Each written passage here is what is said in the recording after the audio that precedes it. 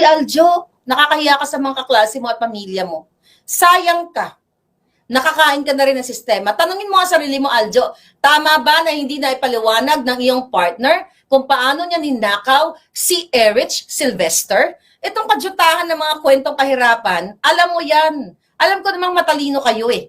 Kaso na yung katalinuhan nyo, ginagamit ninyo sa kawalang hiyaan o panlilin lang sa mga Pilipino. No wonder, maraming nanonood kay Rafi Tulfo, ninalason nyo yung taong bayan. Ine-exploit nyo sila. Anong pinag-uusapan yan? Nag-itot-itot sa kapitbahay.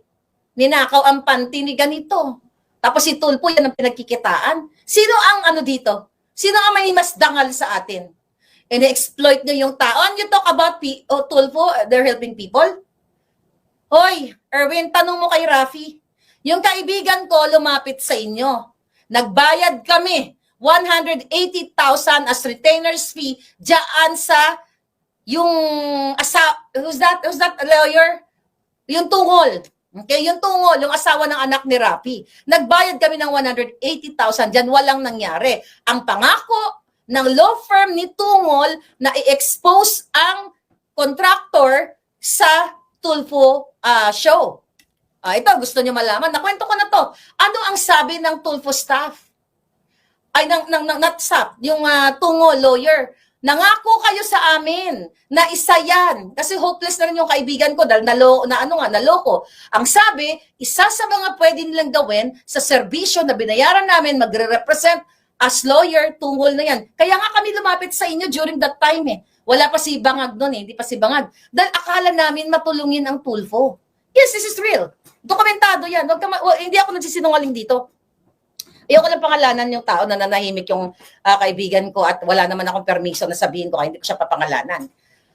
Halongkatin mo, Tungol, Erwin, halongkatin mo yan. Ang kaawa-awa, yung kaibigan ko kasi, nakilala ko lang yan, naawa ako, ganyan-ganyan, naloko, dadadada. Kaya ako pa nga nagsabi noon eh. Papasok magpatulong tayo kay Rafi. Baka kasi, maayos sila, ganyan-ganyan, sa law firm nila. Sige, may bilib ako sa inyo noon eh. Na-experience ng kaibigan ko. Nangako kayo na i-expose doon sa isumbong mo kay Tulfo. Anong sabi ng law firm? Ay ma'am, kasi hindi ayaw ng mga audience ng ganitong klase. Hindi daw panonoorin. Ang gusto nyo, yung nagkangkangan, yung magkumare, yung mga OFW na nag-aaway, yung mga nagmamarites. Kasi yun ang gusto nyong i-feed sa utak ng mga kawawang Pilipino. Tapos pag pumunta sila dyan, mabait na si Tulfo, o bigyan kita ng 5,000 pamasahe, 5,000 pang shopping, ibigay kay Lola 5,000, 5,000 ka gano'n, 20,000. Magkano ang balik sa pag-exploit ng show na yan?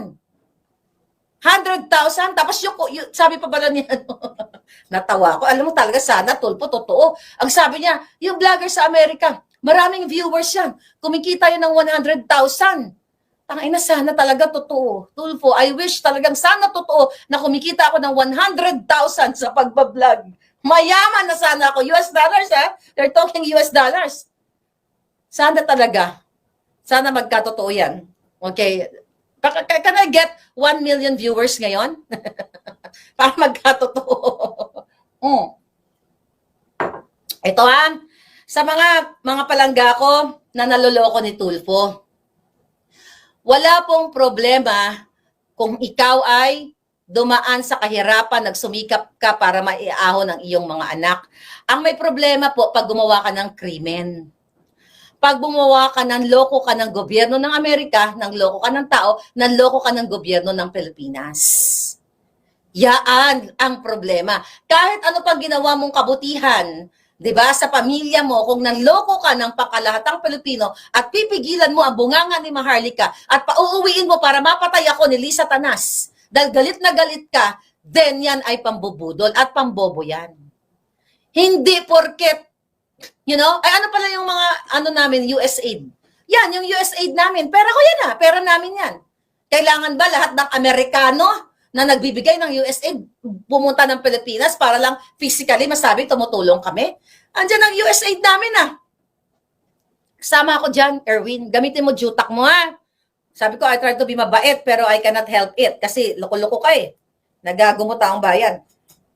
Sabi mo pa, Oh, ayun, gusto niya daw, tumakbo daw ako. Sabi pa niya, si Sir, sino tong siniser niya? Ito ba si ano? Ito yata ang reporter. Sir, kung gusto mo makatulong, itumigil ka na lang ho. Bakit mo patitigilin? Diktador ka ba? Diktador ka ba? Nasa, what do you call it? Nasa demokrasyang bansa ka. Well, although diktador na nga ang amo mo, bakit mo kami patitigilin? Sagutin mo. Explain mo, wag ka tumalon sa kwento mo. Wag mo kaming dadaanin sa emotional appeal na nagsumikap ka dahil gusto mo pakainin ang mga anak. Kami din nagsumikap. Ako nga, nagbibenta pa nga ako ng sandwich ng high school, ng college para makatapos ng pag-aaral. Tapos kinalaban ako ng classmate ko, nagbenta ng kutsinta. Nyeta, noon pa lang meron na talagang competition. That's true, college days, Rose, you're there. Diba? Sa botany, sa zoology class namin, was it zoology, botany? Botany class namin. Benta ako ng benta, tapos nagulat na lang ako dahil ang mga classmate ko, kasi 5 hours yung botany class namin. Was it 4, 5 hours? Para hindi na bumaba yung classmate ko. Nasa 3rd floor kami. Sa akin sila bumibili. Kinabukasan, may kalaban na ako, di ba? Yes? Palangga, oh. May kalaban ako, nagtinda na ng kutsinta ayoko na lang pangalanan yung classmate natin. Anyway, nakakaloka. Lahat yan. Huwag niyo kalimutan yung showbiz na chismis ko, Okay, ano niyo, bago ako umalis, paalala niyo sa akin. Ano sabi mo, Tulfo? Ito yung may attorney din siya kalaban. Bakit hindi po kayo mag-volunteer kaysa daldal kayo ng daldal? Hindi ko po ipapaubaya, sabi niya. Sabi ni Tulfo, hindi ko po ipapaubaya sa ilang vlogger. Hindi ko po ipapaubaya sa mga bayarang basher. Mga troll ang desisyon kung kailangan ba magsilbi ng isang senador na galing po sa pag-TTNT. Hoy, yan ba, sinabi ko ba na ikaw ay TNT? Na yan ba ang kinukwestiyon namin sa'yo? Ang sinabi namin, sino? Si Erich Sylvester. Ulitin ko, Tulfo, ang issue hindi sa pagiging TNT mo. Dahil libo-libo ang Pilipino na nag-TTNT. Ulitin ko, dito, nagalit nga ako kay Romualdez sa gobyerno ni Bangag na sinasabi niya umuwi na lahat ng mga TNT. Ano ang sabi ko? Dapat imbes na magbigay kayo ng tulong, legal advice sa mga undocumented kung paano nila malusutan ng kanilang pinagdadaanan. Diba? Yun ang sabi ko. Kino-question ba namin ang pag-TTNT? Hindi. Ang kino-question namin ang pagnakaw mo ng identity ni Erich Sylvester. Kaya huwag mong linlangin ang tao. Kayo mga kababayan, kayong mga palangga ko, construction worker, tindero, tricycle driver, whoever you are, matalino man kayo, o abogado, ang mga matatalino dyan. Iba naman, ang mga abogado, nagpapaloko din dito. Hindi po issue ang TNT. Ang question, ang pinakamalaking issue, Erwin, nanloko ka ng Amerika. So pag naging, ibig sabihin, nanloloko ka dyan sa pwesto mo, doon na lang Nung nasa likod ka, remember last year? Nung pinalabas si Tambaloslos na mayroong mga, ano tawag dyan? Yung mga warehouse na nahuli dahil nag-hoard sila ng mga bigas. Isa yun sa mga in-expose natin.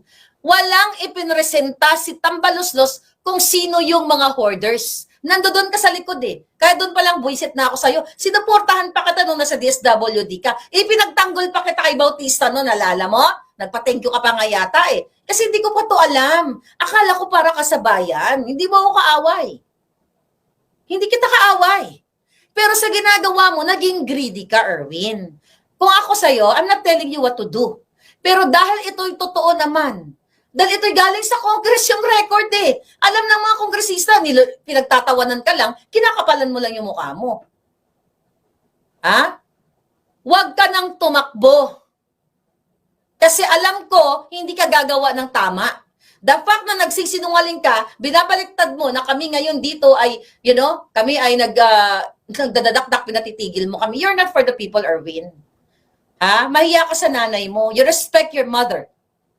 Kung pinahayuhan ka ng nanay mo na anak, gumawa ka ng mabuti, huwag ka magnakaw, be it, gawin mo. At sa COMELEC, ito dapat ang gawin ninyo. Sa HUAD Committee, ito dapat ipatawag nyo si Erwin. Kasi 200 million yang pera, hindi naka-reflect sa kanyang taxes. Manang-mana kay Bangag. Dahil ba siya ay sumisip-sip? Dahil ba ikaw, Erwin, ay kumidila sa kipay ni Lisa, kaya hindi ka maano-ano? Huwag yung lokohin yung Pilipino. Hanggang buhay ang bunganga ko at may nakakarating na informasyon, hindi nyo ako pwedeng bayaran o patigilin. The only thing na mapatahimik nyo ako pag nagurgur ako ni Lisa Tanas. But hindi ko kayo hayaang basta-basta na lang manggugurgur ng isang maharlika. Huwag tayong maglokohan, Erwin. Humarap ka sa salamin. Kausapin mo kung talagang may pinaniwalaan kang Diyos kasi ginagamit mo yung Diyos. Alam mo na ang sinasabi ko dito ay totoo. At alam mo na yung kung sino man ang pinitisyon mong anak, pwedeng makalaboso. May mga nagsabi sa akin, Marlica, kasuhan ko. Bakit ko na makakasuhan? Magsasayang pa ako ng pera at oras. Let the US government do the job, not me. Oh, I can